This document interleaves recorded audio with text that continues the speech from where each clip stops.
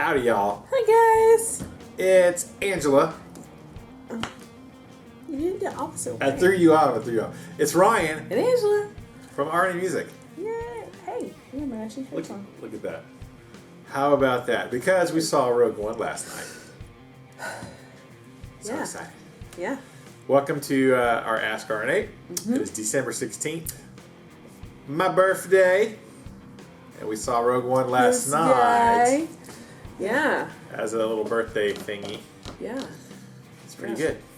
It was. First question. Hola, RNA from Joe H, 25. I got a chance to play the Brent Hines V, and it made me wonder, why do some recording artists who can afford higher-end guitars play guitars like Epiphone and Squire and so on? Thanks for answering my question. Keep the music alive.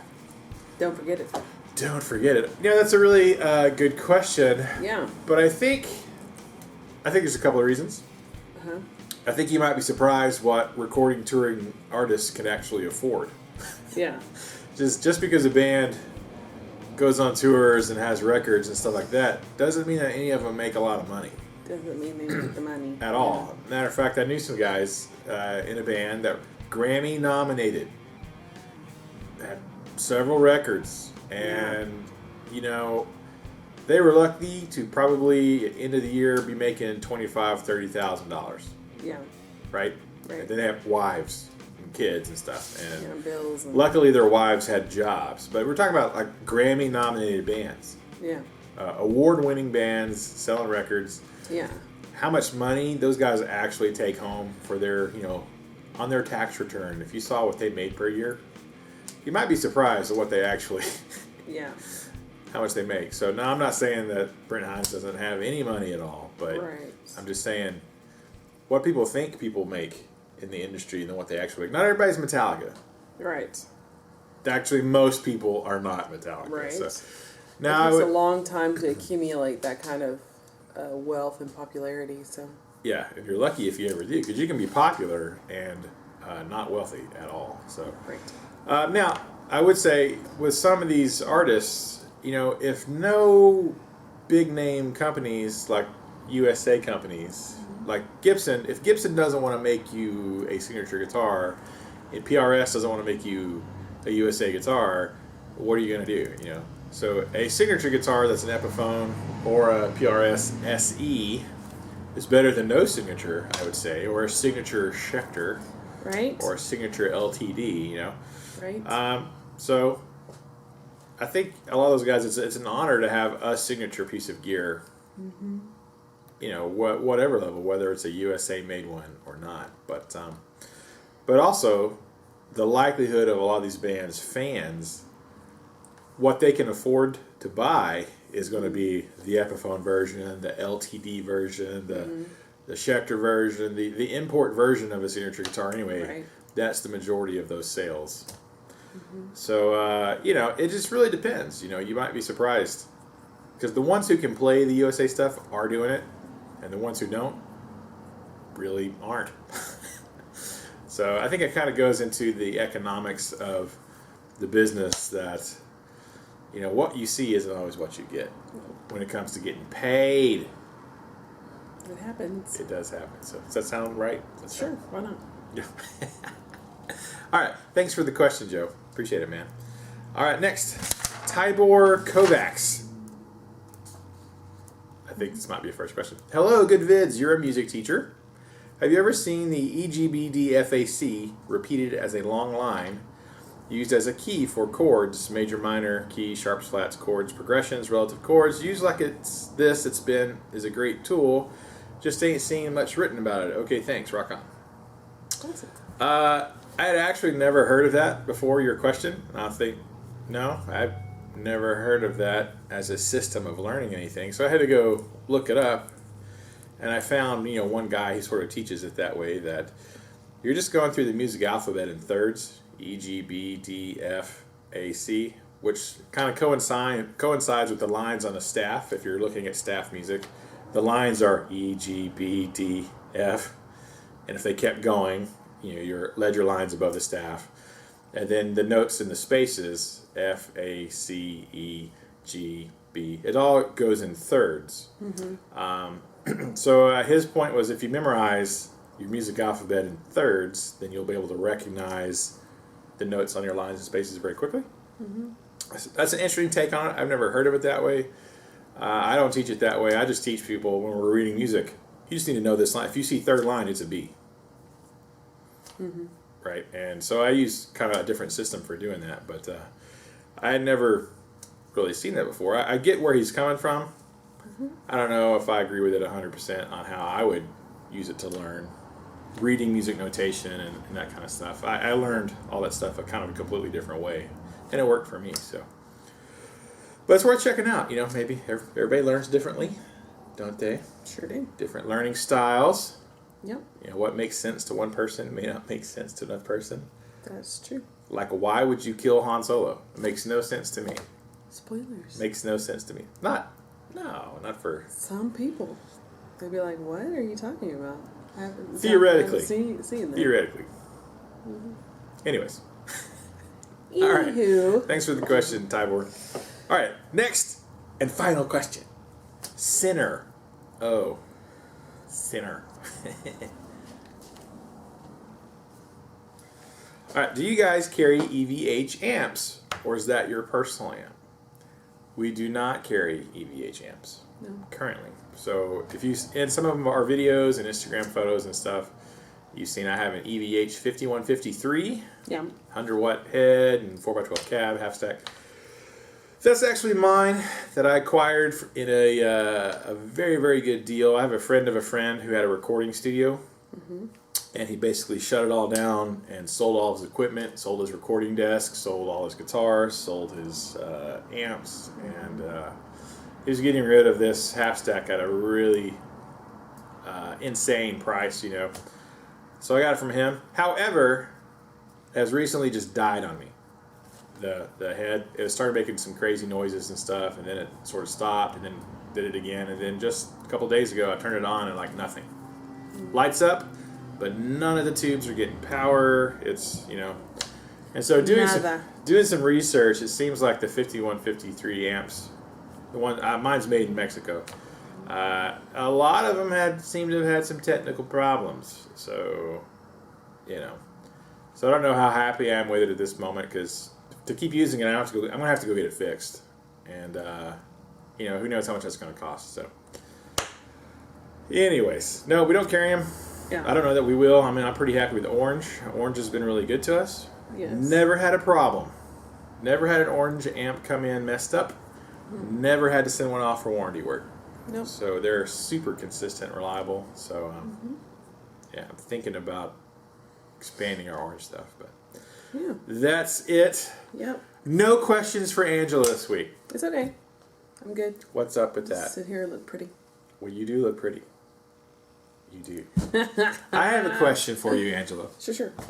What did you, without any spoilers, did you enjoy Rogue One? I did. Yeah? I did. I was really tired. We went and saw the 10 o'clock. 10 o'clock, 10 p.m. I was really tired. We had a long day yesterday. We have a long day. This rest of this weekend, every day is a long day. Yes, so I've been really tired, but overall, I liked it. I liked how nostalgic it was to 4. So that was really nice to see all the things that, without being dumb, like episode 7 was just like almost like they took scenes and revamped them from each, 4, 5, and 6, and they just reworked them with just different characters and different words. But this was just like, it flowed perfectly, I think. There was a few things that I would have maybe not have done, but without giving anything away. But other than that, it was really enjoyable. The ending was amazing.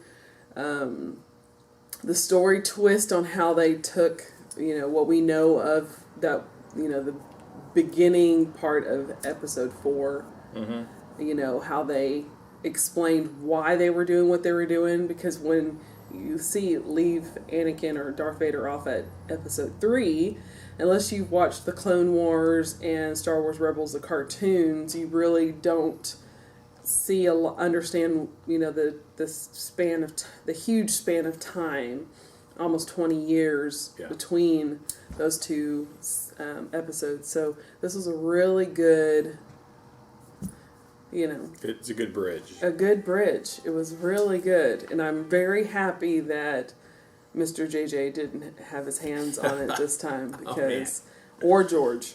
Yeah. George and JJ kind of have upset me over the years. So Me too. this new director and producers and guys and gals did a good job. Yeah. So I think a few of the Walking Dead people had their hands on this. Really? I think there was a producer Maybe. That would be that smart. had their hand on it. That would be smart. I think I've heard that. Tell me if I'm wrong, but I think I heard like one of the guys, like the guest guys that come in to help out with Walking Dead, was actually helping with the. So that would kind of had that feel, especially towards the end. Mm-hmm. So that makes sense, but it was good. Yeah. There's no zombies in No zombies. Rogue One. There's no zombies. Yeah, so nothing Not like that. really.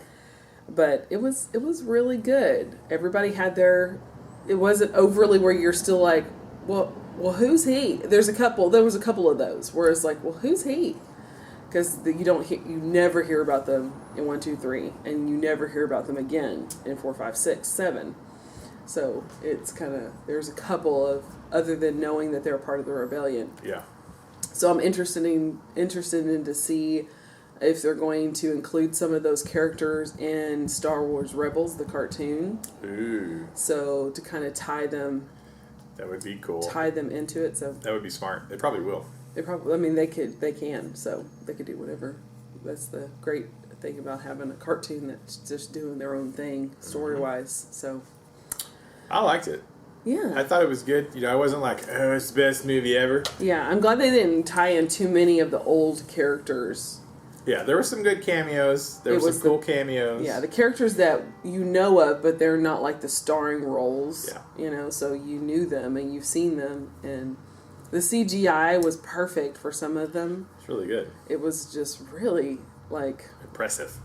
Most impressive. Yeah, it was pretty intense. I liked it a lot. It wasn't dumb CGI like Jar Jar or, how the added planes He shall not be named. and the planets and stuff that they added to 4, 5, and 6, and that was was horrible. But this was actually really, really well done, I think. Yeah. I felt like it had like the perfect blend of nostalgia. Yes. With, some of Death the Star classic things, and Vader makes an appeance, and some of these other kind of off characters that from other movies. The same costumes, the same overall feel, because 1, 2, and 3, they didn't, other than like the Jedi stuff and maybe a few ships, but other than that, everything was different. Everything was different. And then 7, it was so much in the future from 6 that there wasn't a lot of, meshing. Yeah. I think, but this was like the perfect, because you got to see all the old costumes come back, and that was cool. I think 7 felt really forced. Not, no pun intended. Like the nostalgia was very forced upon you, kind of, and people dug it, but it was like you're trying too hard to make it nostalgia. To the point where they missed a bunch of things that, And on this one, the nostalgia factor felt very natural. Like, it did. It was. Oh, of course, cool. that would be that way. Of course, they would dress that way because it's going almost completely overlapping into 4. Yeah. So it right before episode 4. Yeah, in the timeline, and the way they end. I like the way they ended it. I love the way they ended it because it was just like it really made me. There were parts where I was kind of like, oh, this is kind of getting boring. I want to go watch episode 4 now. Yes, but at the end I was like, I need to go see episode 4 now because I see it in a whole new light. It's a whole new way of looking at it now. You could almost butt them up together. Completely, really, and just watch the one large movie, one long butt movie. Just would be crazy very long. There are parts of 4 where 4 starts to kind of drag. It's like, oh, come on, let's get on with it. Yeah. But now I really actually do want to go watch episode 4, A New Hope. It really again. Yeah, So it did. it was great. And episode 4 is so long, anyways. As a kid, I remember watching it like until Luke is introduced in the Force and they're flying through space, and that part is like, oh, okay, now we're here. But it's very slow. It starts very slow. Oh my gosh! But well, now except for the Vader part at the very beginning, and then the very But now it's like, ooh, okay, I like this now. Yeah. Yeah. I mean, not that I didn't like Star Wars before, but. So overall, we thought it was good. Yeah. Maybe, I don't know if we'll go see it again, but we'll definitely buy it when it comes out. Yeah, I think I need to see it again because I was really tired. Yeah, we'll go to a matinee this time. That'll be good. So, matinee, I don't like going to midnight showings, or this even wasn't midnight. It was 10 o'clock, but we got out of there at 12:30, and then we had to drive home, so it was late. Because we don't have a theater in our town, so. No. Deep in the heart of Texas, no theaters in Canton. No. So. No. All right, there's our recap of Rogue One. Hope you enjoyed it. Ask RNA and Rogue One recap. And if you have questions for next week, type them below. Thank you for all the comments. I did read all the comments, and a lot of comments about the guitar fetish thing. And so that I did go check it out. And I actually had been to their website before, but I had never ordered anything from them. But I have checked out their website, so it reminded me of that with all the comments. So leave us your comments, and then also leave us some questions for next week, and we will see you then. Okay. Keep the music alive. Don't forget it. Happy birthday. Yay! May the Force be with you. So excited. Always.